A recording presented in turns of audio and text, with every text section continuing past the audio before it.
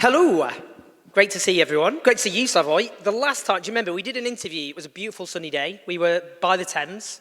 Do you remember? You don't remember, do you? I'm panicking. No, I remember. You do remember, he does remember. It's good. A lot has happened since then. That was 2016, which is, I would say, if we're going to talk about, the great turmoil which has enveloped the world, I think 2016 is a pretty good year. I think that's when the political consequences of the financial crash really started to hit. Now we're here, you've got your books out called 0 Point Against Progress. I wanted to start actually with the big Don, Donald Trump. You called him, just read what you said here. Perhaps the best characterization of Trump is that he's a kind of liberal, namely a liberal fascist, the ultimate iteration of liberalism and fascism coalescing, two sides of the same coin. We're, how many months in? We're three months into his second term. How much of the fascism and the liberal aspect of Trump do you think we've seen? I still persist in this designation because I think that it's an immanent part of Trumpian regime that, okay, I will begin with another story which concerns the same point. Varoufakis, with whom I was on phone a couple of days ago, told me that to refresh his memory, fascism and so on, he read Joseph Goebbels' speeches from 25 till 1933. And he said they're very interesting. They're all 4 pages, printed pages long. The first half is a pretty good analysis, like working class is exploited by strong state corporations and so on. And then all of a sudden, the tone changes because the Jews are exploiting us and so on and so on. So don't underestimate Trump. I think that his basic message is sometimes even more liberal than the usual Democratic Party, center-left, wokish, whatever, liberalism.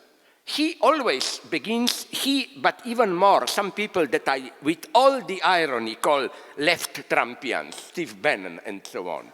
They always address ordinary people, you are exploited, big corporations and so on and so on. So their motive is liberal in the sense of, they all the time repeat this story, get the state off our backs, returning to some fictitious freedom which is defined in the terms of, I think these are the crucial terms from Trump's inauguration, this second one, common sense and sanity. But here problems begin. Then their actual politics, the way they want to guarantee freedom, is a method which I think would make very proud any Stalinist. Because they define freedom in their own way, and they are quite ruthless in annihilating, even persecuting, whatever, exiling everybody who doesn't fit their definition of freedom. But that's why I think that first, ideologically, Trump is a radicalized liberalism. Of course, theoretically, this is nonsense, because if there is a lesson to be learned from 100 years of capitalism, is that precisely in order to maintain market competition, you need a strong state to maintain plurality and competition. Without state control, the spontaneous tendency is towards monopoly. So I think that this is the difference between Trump and old fascists. The old fascists operated in a different way. Their point was always, society is a hierarchy, everybody should be at his, her, their own proper place. And then you need a Jew as a guy who from outside disturbs this order. But I think, and another big difference is that classical fascism is authoritarian in the usual sense. The leader is untouchable, all the dignity and so on, forbidden criticism and so on. While, as I repeatedly emphasize, the reason that criticisms of Trump or mocking him fail is that in some sense Trump is already his own caricature. Some kind of, I see, ironic distance is, and obscenity and all that stuff is included into it. So that's why I don't like myself the term liberal fascism, but just it points to this fundamental contradiction which will not ruin Trump. Sorry. But I mean, do you think it's interesting? Because in his first term, I think there was a sense of a gap between his rhetoric and his policies, that he's more beholden to the traditional Republican establishment. So it's easier for those on the left who called him a fascist to be accused of being hysterical. But this time round, you know, if you look at Hungary as the playbook, where the illiberal democracy, where you find, you know, there's no firing squads or tanks on the streets, you know, but you find pro-Orban business people buy up newspapers and say you still have a free press. I mean, two examples, Mark Zuckerberg bending the knee after Donald Trump wrote, if he goes against me politically, he'll spend the rest of his life in prison. And now, of course, the deporting of people, or the menace deporting, beginning to deport people who speak out about Palestine. It's a different kettle of fish than what we had first time, isn't it? It is actually genuinely authoritarian. Yeah, but you hit, how do you call it, hit the nail on the head with this question. You know why? Because I think, ironically, that in the first term, Trump didn't yet get the Stalinist lesson. He made his eccentricities and so on, but then in 4 years out of power, Trump learned what to do, how to penetrate not just state apparatus, but civil society organizations and so on and so on. This is the reason, I still agree that I'm not afraid to admit it. 8, 9 years ago, I said vote for Trump. And I still claim I was right. But what I hoped was that if Trump is there for one term, 4 years, then people will see who he is, and maybe this would be better than Hillary Clinton, who would be, I think, still also a nightmare. But what happened is that, sorry if I repeat an old story known to many of you, what happened is that the 4 years of Biden administration, although some of his measures were relatively progressive, they didn't see the historical trend that brought Trump to power. Their idea was as if we have Fukuyama-like normal development towards global welfare state democracy, and Trump is just an accident. We should be a little bit more careful and so on. Here sorry if I repeat this metaphor, I like this embodiment when a figure becomes a symbol. For example, I was very glad that when Trump, it's not clear what really happened, you know, when his ear was almost touched. It's not clear what it happened. Yeah. But I was so afraid that this, and he holding the American flag, blah, blah, will become the big symbol. No, the only big symbol, and this gives me some hope, is, you remember, of course you do, I repeat it all the time, Biden's inauguration, who stole the show? Bernie Sanders. By doing what? Nothing, just sitting there with his famous gloves and so on. You know what this means? This means even so-called, nothing against them, ordinary people, by this fixation of Bernie Sanders, saw there is something deeply wrong in the spectacle going on. So here, so that I don't, which I always do, speak for too long, I would say that we should, why not, learn from Trump. You know what Trump did? Among other things. The left is babbling for decades, oh, let's get rid of neoliberalism. Sorry, Trump did it. He effectively is now, I claim, imposing a new order which is no longer the old neoliberal order. But I mean, if you think Dodge which is Elon Musk's Yeah. led kind of program of massive Yeah. rollback of government expenditure. I mean, isn't that a classic tenet of neoliberalism, which is roll back the frontiers of the state? I agree, yes. But first, this is already my answer. You see, here are elements of liberalism in Trump. But you know what's so crucial? The paradox I see here is that this reducing of the deep state, firing dozens of employees and so on, just strengthens what Varoufakis would have called, I have problems with the term, neo-feudalism.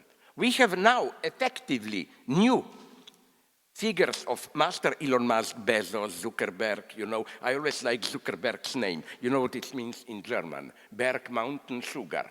Mountain of sugar. He is throwing us mountain of his bullshit sugar. But what I want to say is that I think that the aim of this neoliberal, in appearance, dismantling of the state is to facilitate precisely this neo-feudal dominance of big corporations.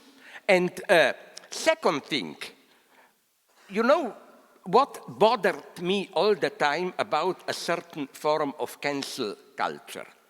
The official aim of it was to fight for diversity and inclusion. But quite often in practice, all they are doing is excluding people who don't fit their notion of diversity and so on. But Trump now is doing the same in a much more tough way. Yes, reducing the state, but at the same time, you know, you remember, you probably mentioned it, Trump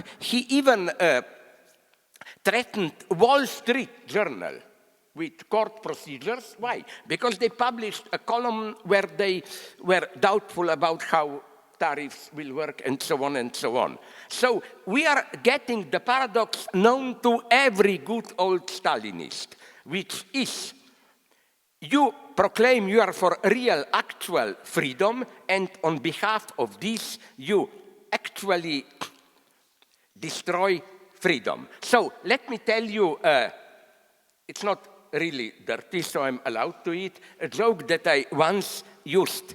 I like this nasty, tragic joke. A husband has his wife operated, dangerous surgery, but the surgeon is his friend. And after the operation, the surgeon comes to him and says, everything okay? And the husband asks, really, are things okay? And the surgeon says, don't worry. Okay, there are some minor problems, like, you know, she cannot control her urine, but okay, what's this? She cannot control her anal opening, she will shit all the time, and so on. He goes on, and the husband goes more and more pale. And then surgeon puts his arm on the husband's shoulder and says, don't worry, I was just joking. Everything is okay, your wife is dead. I think this is what Trump is doing. He says, democracy, you know. And then he said, yes, but we have to exile these people, fire those, blah, blah, blah. Yeah. And then at the end, he will say, sorry, guys, I was just kidding. There is no democracy. I mean, we are really empirically, I'm not joking, approaching this state. That's the paradox. In quite a neo-fascist way, Trump is directly, brutally, even Franklin Delano Roosevelt was not doing this, intervening. Isn't this the paradox? Neoliberalism, but sustained by the strongest imaginable constant ideological economic state intervention. But, well, I mean, I want the kind of contradiction you just talked about, because a classic example is J.D. Vance, the vice president, doing a speech lecturing Europe about the lack of free speech. He didn't mention valid points like Germany hounding those who speak out about Palestine. But on the same day, Trump tweeted saying, illegal protests on campus, though I didn't define what that meant, they will be arrested, expelled, deported. And Palestine, do you not think, I mean, it's interesting because it shows the role of liberals before. They helped demonize those protests. They whipped up hysteria, laid the foundations, and now Trump is building on that. But that's the thin end of the wedge, isn't it? He's likely to start there with the question of Palestine and expand that authoritarian onslaught. Here, again, I agree with you. I just like to complicate things. In what sense? Like Palestine and so on. I think that, as I try to reveal in some of my texts, if you look, and it's good that you mention Elon Musk and his madmen and so on, if you look at what Trump is doing, you have on the one hand this, under quotation marks, left fascist Trumpians, take care of the white working class, blah, blah, blah. But then what these corporate guys like Elon Musk and so on are doing, their implicit ideological project, not only ideological, is quite the opposite. I think to understand them, and even what Trump is doing now with Israeli help in Gaza, it's what some theorists developed as the notion of digital state. You clean a territory and then you establish there through dictatorial power supported by some experts. From the 0 point you construct a new society. Again, the paradox is there more Stalinist than Stalin himself. And I think that now you will say I'm exaggerating. I'm not. I already see things happening. I think the latest tendencies today is, it's not just what the Trump wanted this in Gaza. The idea is to clean the territory, and then he even didn't say this will be like Canada, the 52nd or what state, whatever, to construct from 0 point a new society. Then I read somewhere that in some part of Bolivia, an India, not Native Americans, India, fanatical Hindu sect bought a tremendous large amount of land where they want to construct their own society from the 0 point and so on. So again, on the one hand, we have, let's protect our way of life and so on and so on. On the other hand, you get, in quite a literal sense, a terrifying technocratic vision. And I don't think, unfortunately, that Trump will have to decide too soon. He will be able for some time to play both cards.